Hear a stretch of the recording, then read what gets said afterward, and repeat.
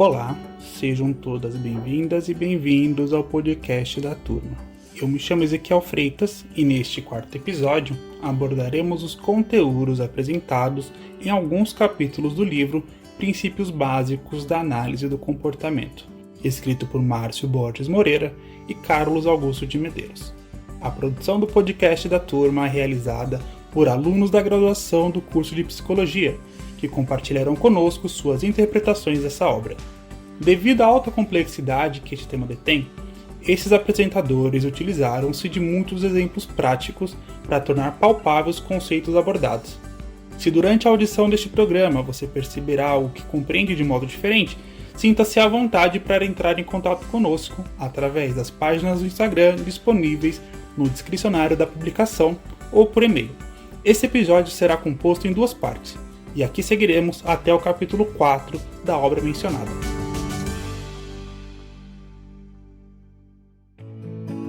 Olá, eu sou Evelyn Ribeiro e hoje eu vou falar a respeito da introdução à análise do comportamento, seus aspectos filosóficos.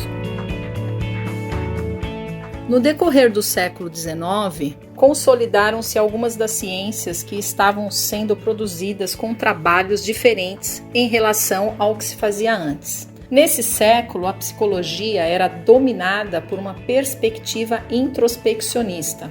Nessa perspectiva, o objetivo da pesquisa era olhar para dentro do sujeito. O método introspeccionista consistia em treinar as pessoas, a fim de relatar a forma como elas descreviam as sensações e os estímulos que recebiam. Tudo aquilo que foi dito pelo sujeito, mais tarde, seria utilizado como intervenção.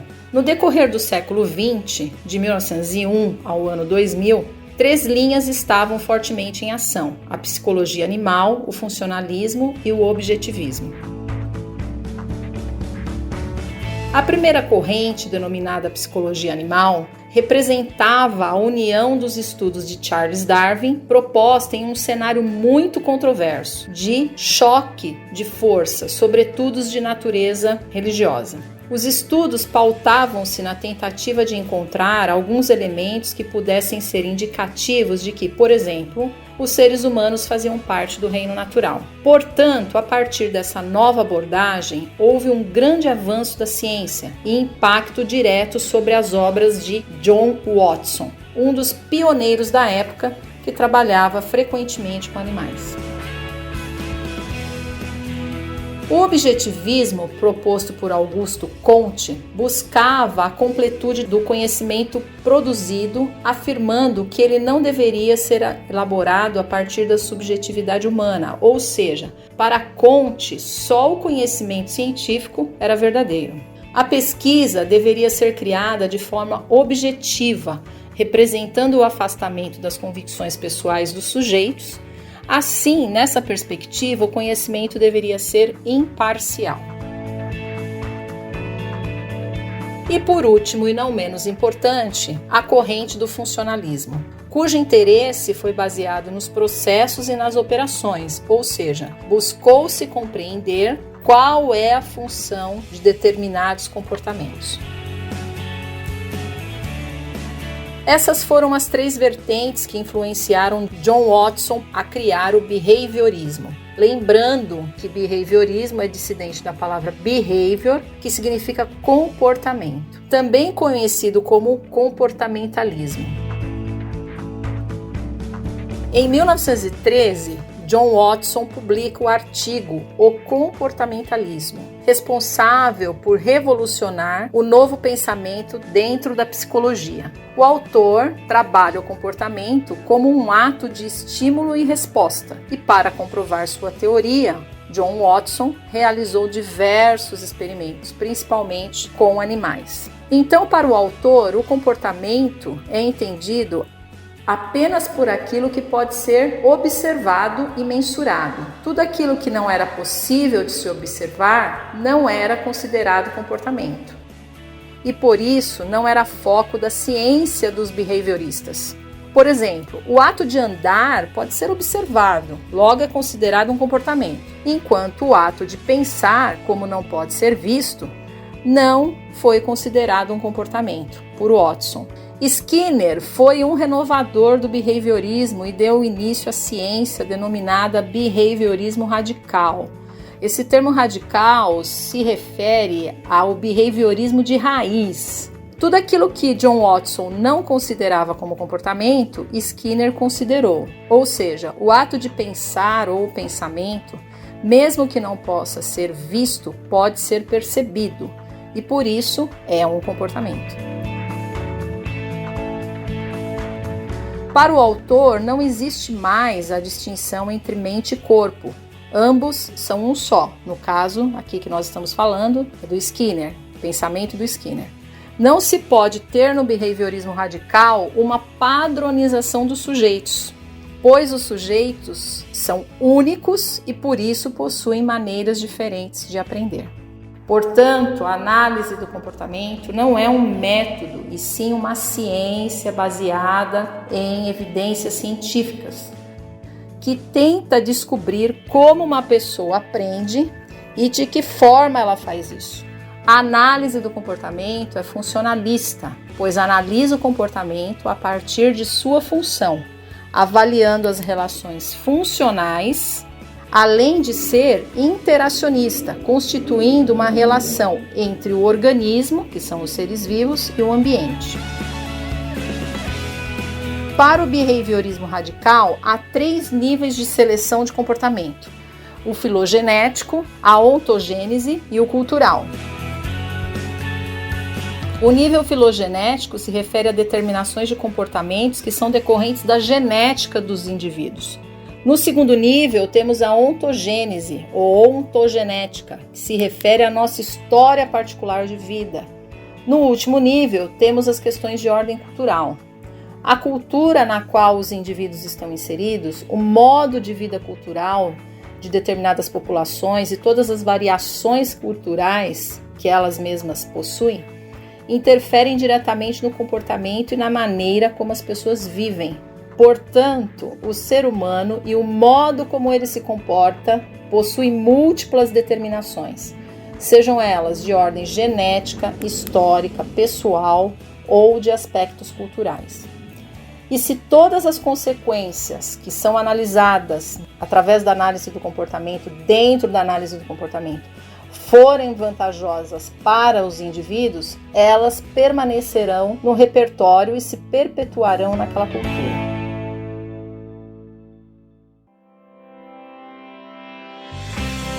Você já parou para pensar sobre o que é um reflexo inato? Para a psicologia, reflexo significa uma ação e o que aconteceu antes dela. Lembrando que todos os organismos possuem e o desenvolvem para ter chances de sobreviver. O que um indivíduo faz ou fez é chamado de resposta e é representado pela letra R maiúscula. E o que aconteceu antes é chamado de estímulo, representado pela letra S maiúscula. Vamos nos lembrar sempre que reflexo é a relação entre um estímulo e uma resposta. É um tipo de interação entre o organismo e seu ambiente. Vamos ver alguns exemplos práticos? Quando o médico bate o martelo no seu joelho, o músculo da sua coxa é contraído e você dá um chute no ar. Denominamos esta ação como reflexo patelar. Quando a luz incide sobre a pupila do nosso olho, a nossa pupila se contrai. Quando você ouve um barulho alto e repentino, seu coração dispara, causando a taquicardia. Por exemplo, o comportamento de sucção do bebê. Se você colocar o dedo na boca de um recém-nascido, ele vai sugar o seu dedo.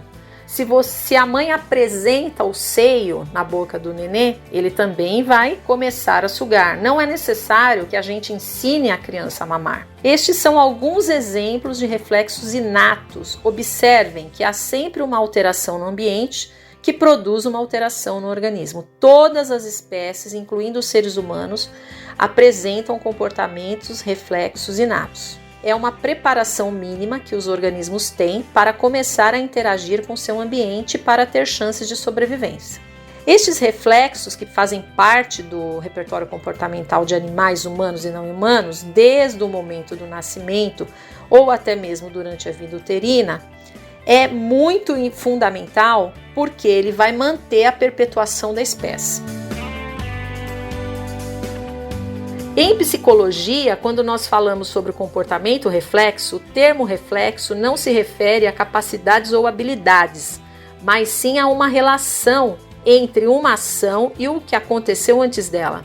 Assim sendo, o que o indivíduo faz é chamado de resposta e o que aconteceu antes da resposta e a produziu é chamado de estímulo. É importante saber os termos técnicos disso. O reflexo é uma relação na qual o estímulo elicia, produz uma resposta. O termo eliciar, ele quer dizer produzir. Agora nós vamos passar para as questões das contingências do estímulo-resposta. As contingências são modos de descrever como o ambiente e o organismo interagem, estabelecendo uma forma condicional. Nós estamos falando de condicionamento. A palavra condicionamento ela é derivada da palavra condição. Então precisa haver uma condição para haver as respostas.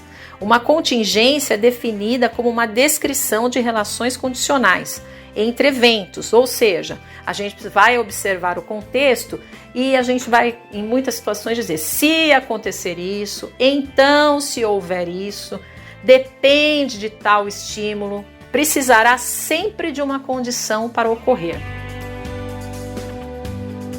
A função do reflexo inato é a manutenção e a preservação da espécie, o prolongamento. Quanto maior a intensidade do estímulo, maior a intensidade da resposta. Isso é uma lei da intensidade e da magnitude.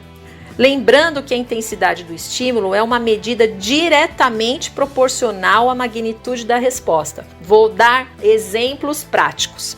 Imagine que você está cortando cebola, na realidade aqui, cortar cebola é o estímulo, a intensidade do estímulo, a força do estímulo é a quantidade de cebola cortada e a resposta é lacrimejar. Se você for cortar a cebola sem um óculos de proteção, claramente você vai lacrimejar. A magnitude da resposta é medida pela quantidade de lágrimas. Então, quanto mais cebola você cortar, mais você vai lacrimejar. Vou dar outro exemplo prático. Imagine uma mulher no sol, no Parque do Ibirapuera, a 30 graus Celsius de temperatura. Ela elicia uma resposta de suar. Ela sua 10 ml. Digamos que essa mesma mulher vá para o deserto do Saara, fique no sol a 55 graus Celsius. Ela vai suar mais e vai produzir um suor de 60 ml. Observe que quanto maior a intensidade do estímulo da temperatura no sol, maior será a intensidade do seu suor. Agora nós vamos mudar de lei. Lei do limiar. Estabelece que para todo reflexo é necessário uma intensidade mínima de estímulo para que a resposta seja eliciada. Vamos pensar novamente no exemplo da mulher no sol, numa temperatura de 10 graus Celsius, sem suor. Então o estímulo é a temperatura. A mesma mulher fica no sol a 27 graus Celsius sem suor. Vai para o deserto do Saara e se submete a uma temperatura de 55 graus Celsius e começa a suar. Ou seja, existe uma intensidade mínima exigida para eliciar uma resposta.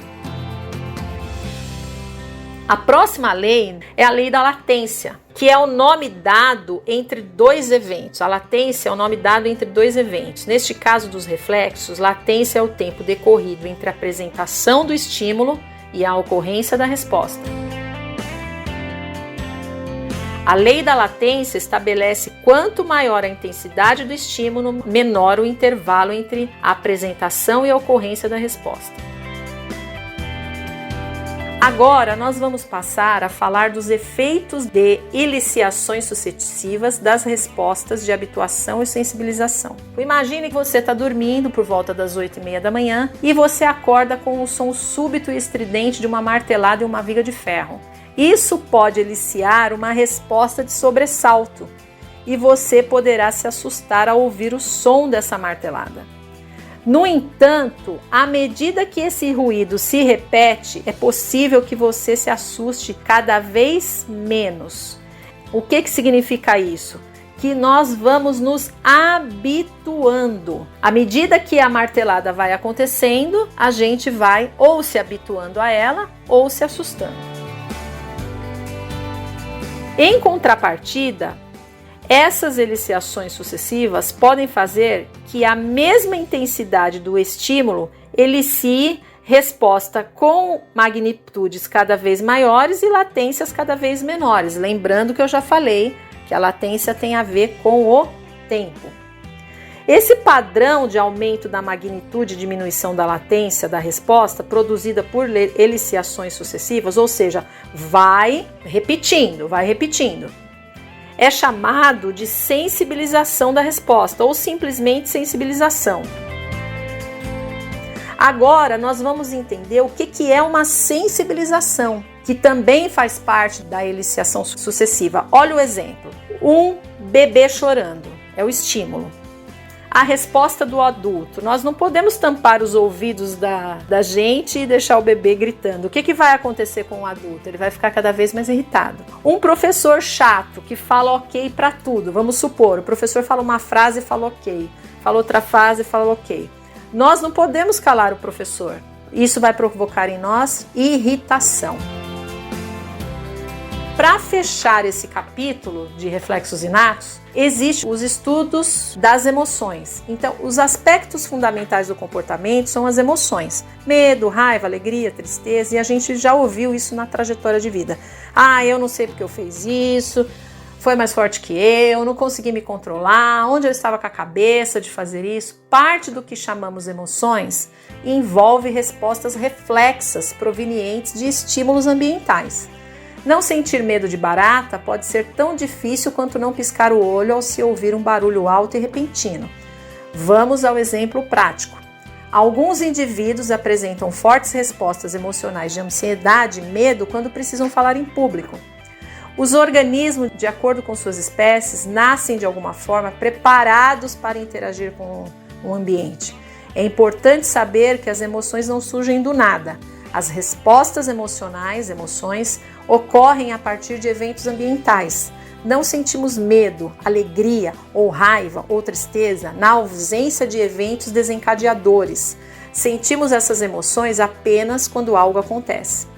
De acordo com a teoria da evolução de Charles Darwin, determinadas respostas emocionais, em função da apresentação de alguns estímulos, mostraram ter valor de sobrevivência para os membros da espécie. Logo, a emoção é um processo importante para a manutenção da vida. Para concluirmos esse capítulo, precisamos entender que não temos controle sobre os reflexos inatos. Imagine se uma zebra tivesse que aprender a correr de um leão. Talvez nunca teríamos visto uma delas na natureza.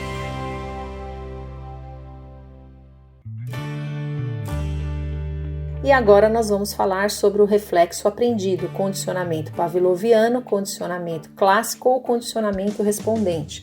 Os três termos significam a mesma coisa. Construímos o saber a partir da nossa subjetividade. Nascemos sem saber nada. Já ouviu falar disso? Ninguém nasce sabendo. Por exemplo, como desenvolvemos o medo de dentista, de jaleco branco, de altura, de barata, de dirigir? Lembre que até algum momento da vida não tínhamos esse tipo de medo. Portanto, estamos falando sobre aprendizagem, no caso, condicionamento pavloviano. A descoberta do reflexo aprendido. Ivan Pavlov foi um fisiologista russo. Ao estudar reflexos inatos, observou que seus cães, seus sujeitos de estudo, haviam aprendido novos reflexos. Estímulos que não eliciavam novas respostas passaram a eliciar. Em homenagem a Pavlov, deu-se o nome de condicionamento pavloviano. Ele estudava as leis dos reflexos, observou que o seu caminhar com o recipiente de comida estava eliciando a resposta de salivação nos seus cães. Lembrando que os cães possuem uma audição privilegiada. O simples fato dos cães ouvirem o caminhar de Pavlov já era suficiente para começarem a salivar. Ele estudou as leis dos reflexos, observou que o seu caminhar com o recipiente de comida estava eliciando as respostas. Pavlov previu, com bases em suas observações anteriores, que a carne, a comida, tinha a função de eliciar a resposta de salivação, mas que a sineta, o som, o barulho, não eliciava. Pavlov apresentou o som da sineta antes de oferecer a comida. e registrou a quantidade de saliva de seus cães. Repetiu várias vezes esse estímulo, que posteriormente foi chamado de emparelhamento de estímulos. Vamos ver as contingências. Antes do condicionamento, o som era um neutral stimulus, tá no inglês, então a sigla é NS. O som era um estímulo neutro e não eliciava a salivação. Durante o condicionamento, o som passa a ser um estímulo condicionado, CS, que vem do inglês, Conditioned Stimulus. Em seguida do som, vem o estímulo incondicionado, o S, a comida. Em sequência, ocorre a resposta condicionada, salivação. Após 60 emparelhamentos dos estímulos, som da sineta mais comida, Pavlov apresentou apenas o som da sineta e então mediu a quantidade de saliva produzida. Esse estímulo havia eliciado no cão a resposta de salivação. O cão aprendeu um novo reflexo. O reflexo condicionado é uma relação entre um estímulo condicionado e uma resposta condicionada. Observe que o estímulo neutro e o estímulo condicionado são os mesmos, som da sineta. Em relação aos termos neutro, incondicionado e condicionado, deve ficar claro que o seu uso é relativo, por isso que nós temos que analisar o contexto.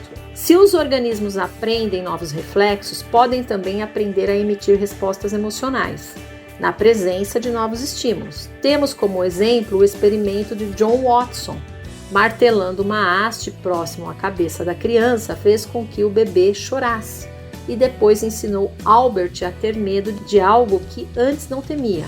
Logo, a partir de suas intervenções, fazendo o emparelhamento do som, estímulo incondicionado, com o estímulo neutro, que era o rato, para a resposta de medo, concluiu sua aprendizagem de um novo reflexo envolvendo respostas emocionais. Logo, nós podemos entender as questões do início desse estudo. Ter medo de barata, de altura, de dentista, são medos aprendidos. Vamos passar agora a entender o que são as respostas emocionais condicionadas comuns. Nós vamos ter na nossa prática, para aqueles que vão ser psicólogos clínicos, clientes que vão nos apresentar situações de ansiedade e de estímulos condicionados que provocam fobia. Como que a gente vai trabalhar isso? A gente pode usar a extinção respondente. A resposta reflexa condicionada de salivar na presença do som da sineta pode deixar de ocorrer se o estímulo condicionado, som, for apresentado repetidas vezes sem a presença do estímulo incondicionado, no caso a carne. Quando o estímulo condicionado, som, é apresentado várias vezes sem o estímulo incondicionado, carne, ao qual foi emparelhado, seu efeito eliciador se extingue gradualmente.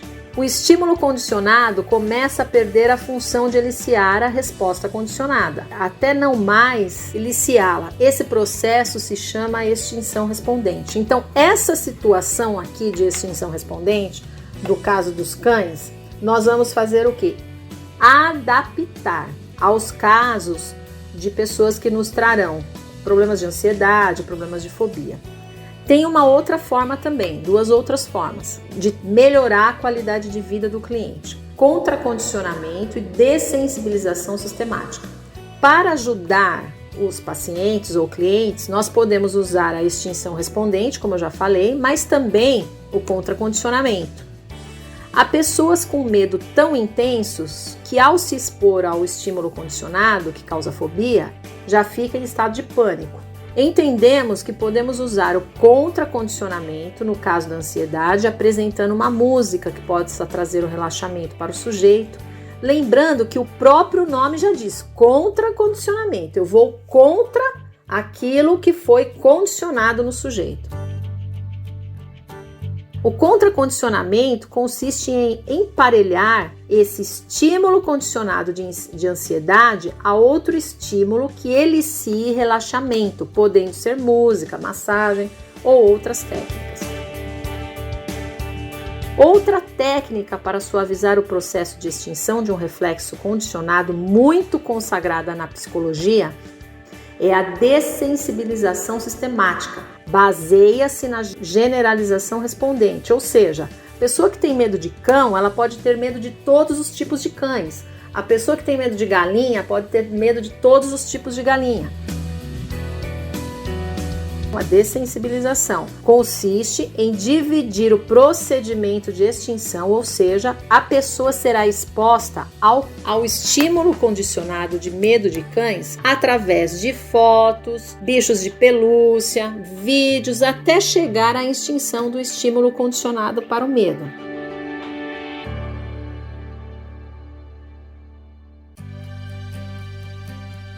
Olá, boa noite a todos. Meu nome é Leia Brandão.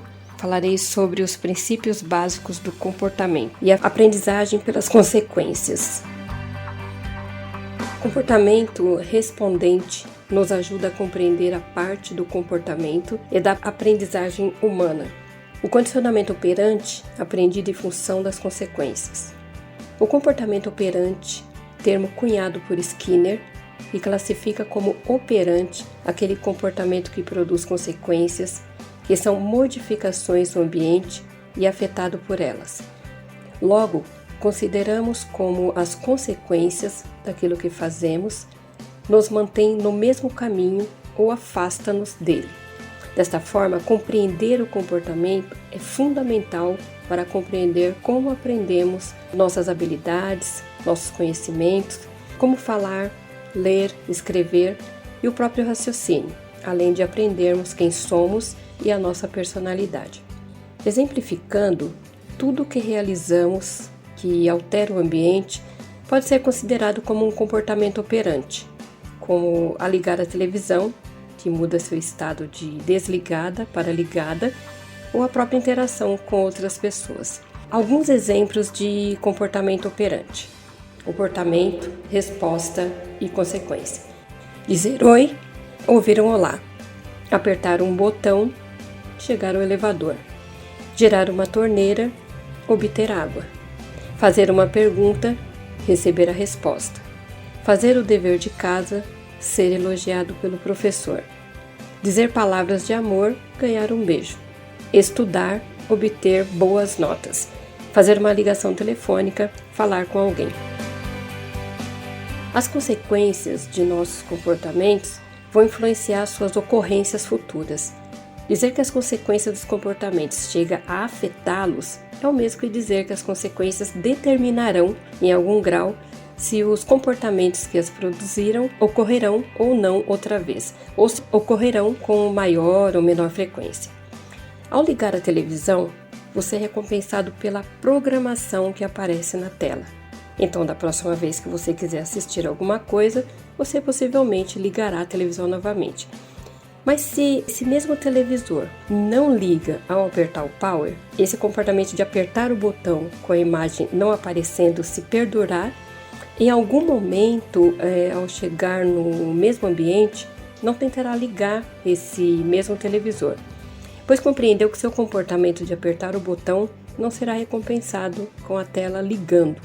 Podemos extrapolar esse exemplo para nosso dia a dia, como encontrar seu vizinho no elevador, dizer bom dia e ele não te responder.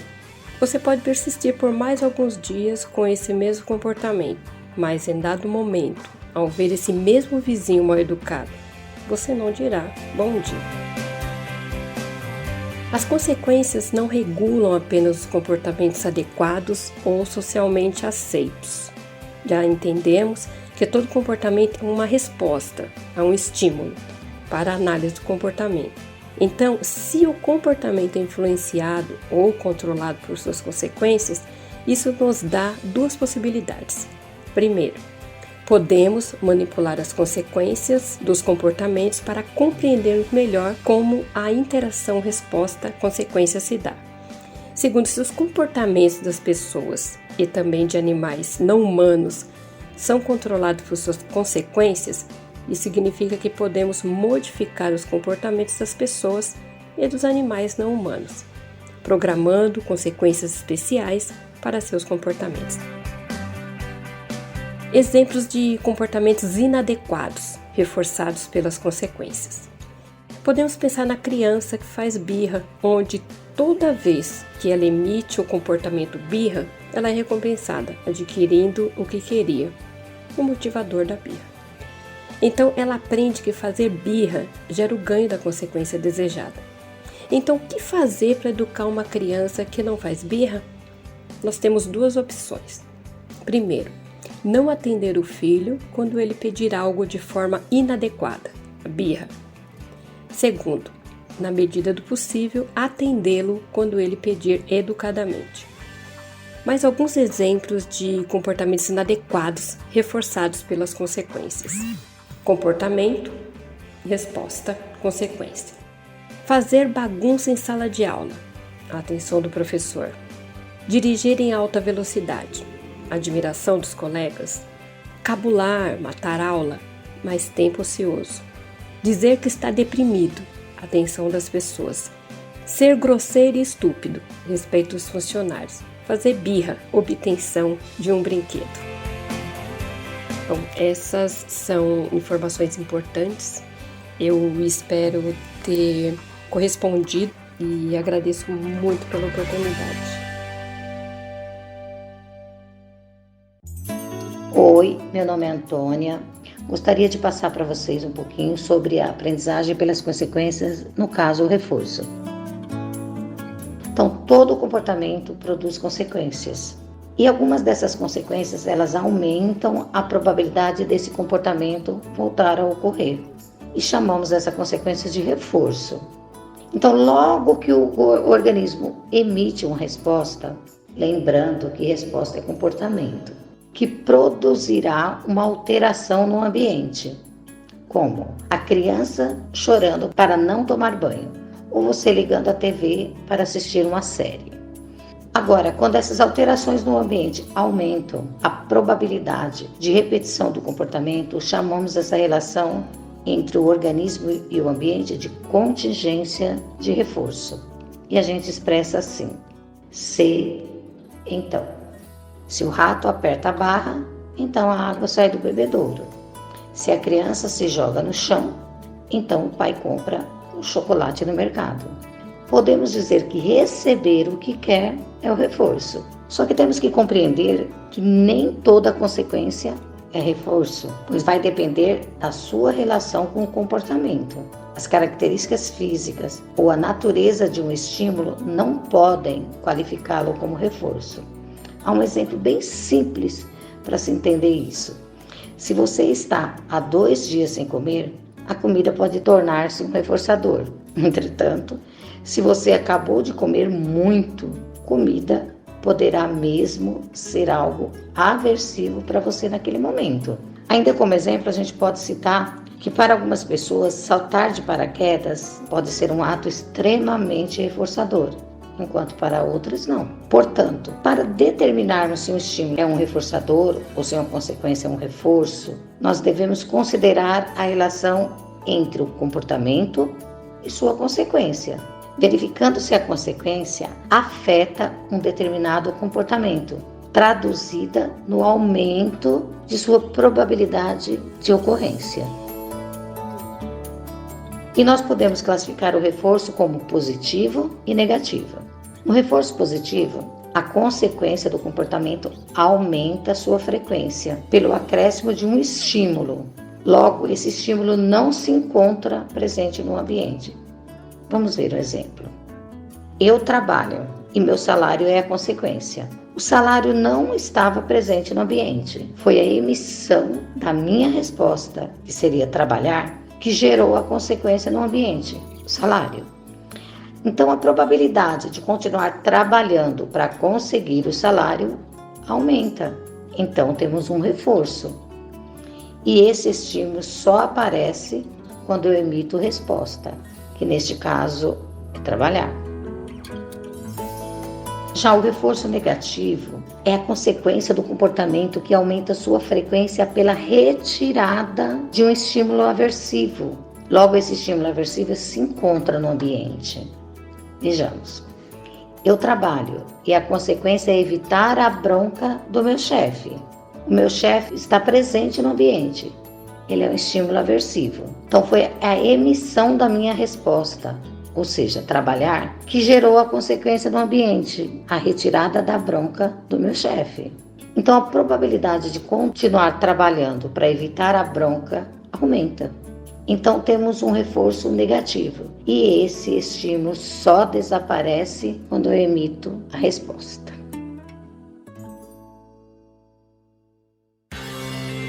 Eu sou Ezequiel Freitas e retorno aqui para falar do controle aversivo. Vamos iniciar com uma frase de Skinner em sua obra O Mito da Liberdade, de 1983. Quase todos os seres vivos agem buscando livrar-se de contatos prejudiciais. Provavelmente, esse tipo de comportamento desenvolveu-se devido ao valor de sobrevivência. Afinal, por que controle aversivo do comportamento?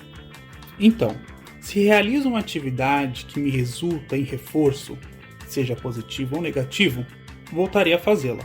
Porém, se faço algo que me gere uma punição, não farei mais.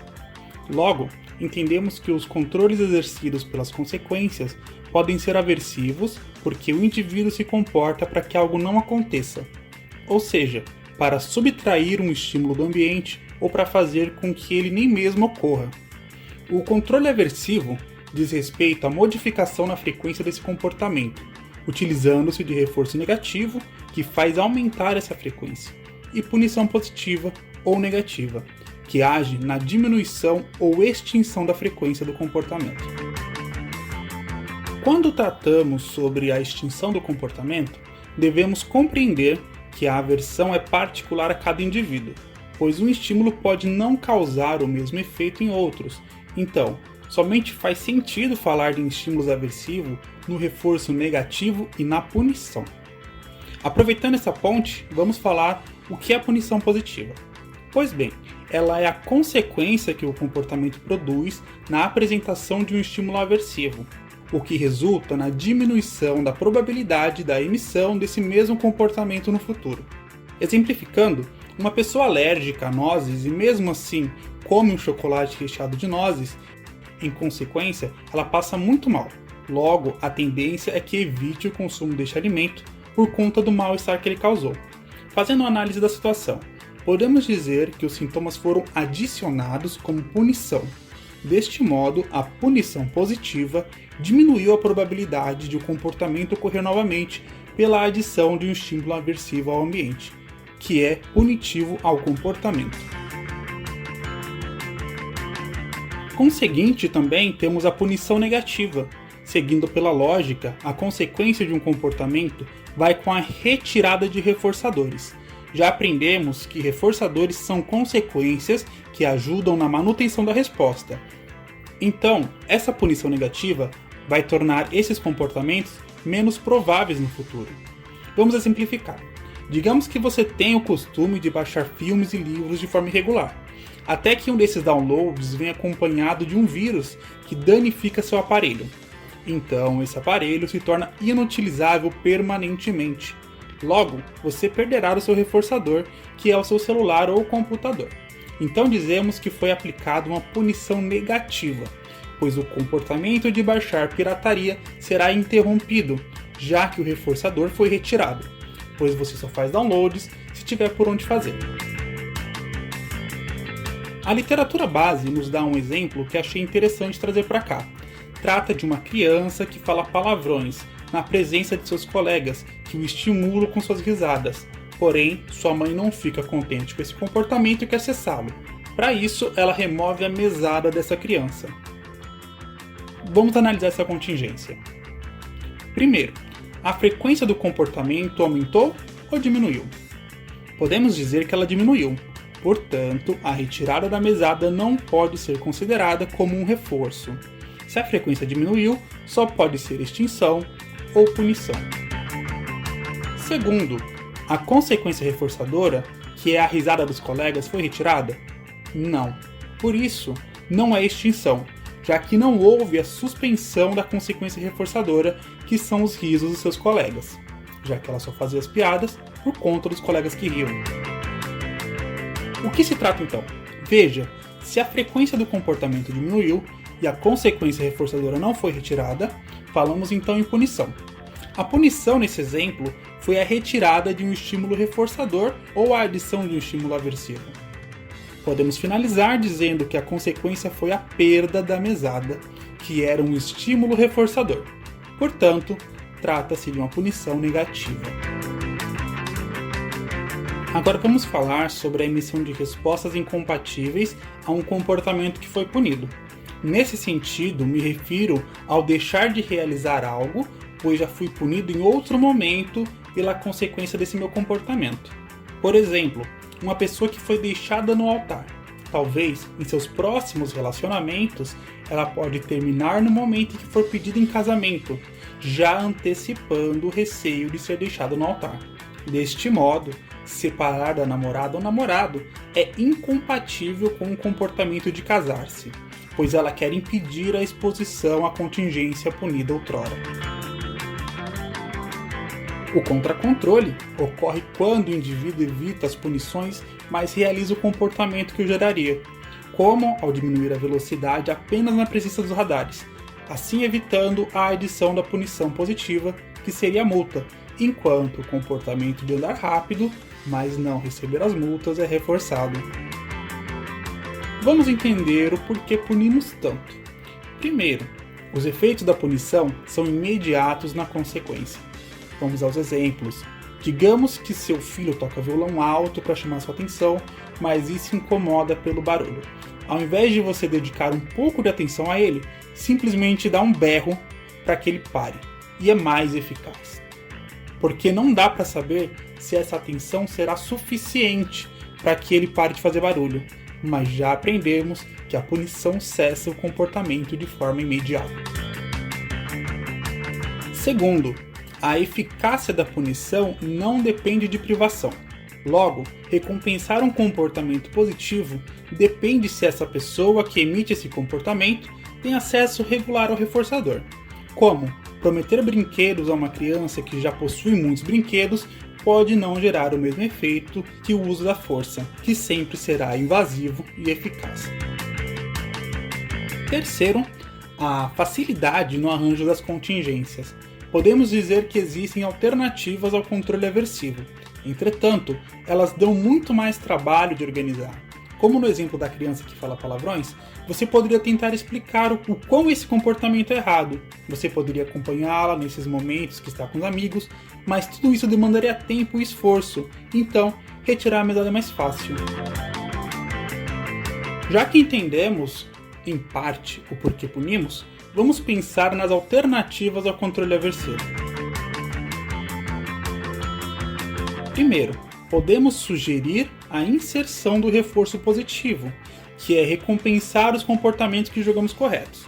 Também podemos aplicar a extinção em vez da punição. Apesar de ser o método menos invasivo, ele gera maiores transtornos emocionais, pois não temos como retirar os reforçadores do ambiente da força controladora, uma vez que esse reforçador pode possuir certa independência na sua apresentação. Vide o caso do menino dos palavrões. Mesmo que a mãe tente convencer os amigos do filho a pararem de rir desses palavrões, ela não terá controle se eles realmente vão parar. Logo, o reforçador não pode ser controlado. Já o reforçamento diferencial envolve sempre reforço e extinção, como alternativa à punição. Poderemos extinguir a resposta indesejada e reforçar comportamentos alternativos, diminuindo os efeitos dessa extinção. Por fim, podemos também fazer o aumento da densidade de reforços para outras alternativas, considerada menos invasiva, pois não usa a extinção. Então, será usado apenas reforços para os comportamentos nos quais deseja manter, mesmo que acabe reforçando os negativos, mas o maior foco serão os positivos.